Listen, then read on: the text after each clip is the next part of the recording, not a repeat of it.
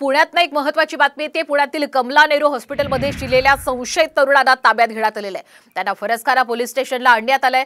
Police त्यांची सध्या कसून चौकशी करतायत। तरुणांकडे बिहारचे आधार कार्ड असल्याचं सुद्धा या चौकशीतनं समोर आलंय। दरम्यान खबरदारीचा उपाय म्हणून हॉस्पिटलमधून रुग्णांना बाहेर काढण्यात आलेलं आहे।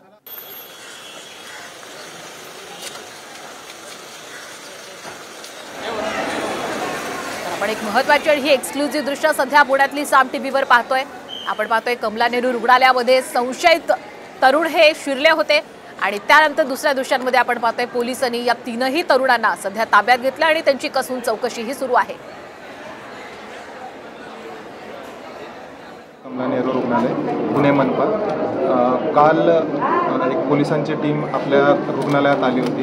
तर त्यांनी काही संशयित बांगलादेशी आपल्या रुग्णालयात काल दाखल झाले होते। या संदर्भात त्यांनी चौकशी केली। त्यानंतर CCTV फुटेज त्यावरून त्यांना असं कळलं की हॉस्पिटलच्या आवारात ते बराच वेळ फिरत होते।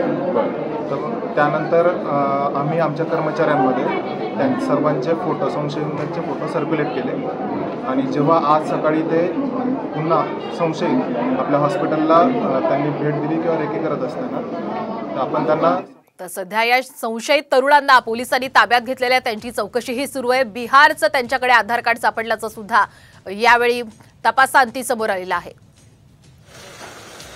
दरम्यान या घटनेची अधिकचे आपण माहिती घेऊयात ग्राफिक्सच्या माध्यमातून। बांगलादेशी संशयितांकडे बिहारचं आधार कार्ड सापडलेलं आहे, तर पुणे पोलिसांकडून बिहारमध्ये संपर्क साधून माहिती घेण्याचं कामही सध्या सुरू आहे। संशयितांच्या नातेवाईकांकडे पुणे पोलिसांकडून संपर्कही करण्यात आलेला आहे। तर बिहारच्या स्थानिक पोलीस शाही पुणे पोलिसांशी पुणे पोलीस संपर्क साधणार आहेत। बांगलादेशी संशयितांची सत्यता पडताळण्याचं काम सध्या सुरू आहे।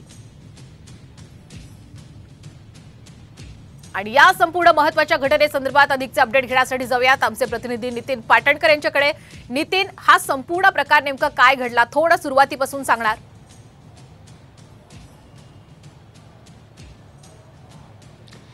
पुणे महापालिकेचं कमला नेहरू रुग्णालय आहे। मंगळवार पेठेत हे रुग्णालय आहे आणि या ठिकाणी रुग्ण म्हणून हे 3 संशयित आलेले होते।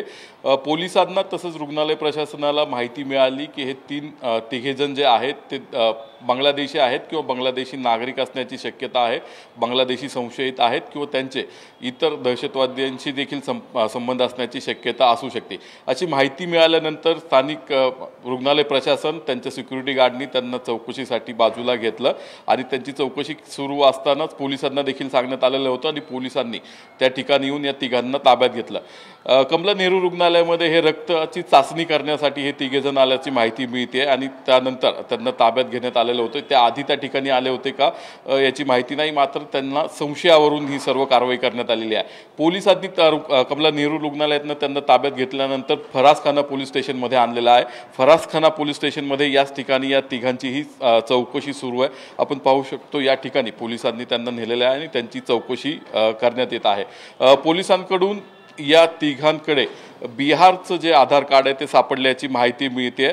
बिहारच्या आधार कार्डच्या आधारे त्यांचा तिथला पत्ता, त्यांचं स्थानिक पोलीस स्टेशन आणि त्याचबरोबर ते जे माहिती सांगतायत ती खरी आहे का याचं क्रॉस व्हेरिफिकेशन पोलिसांकडनं सुरू आहे।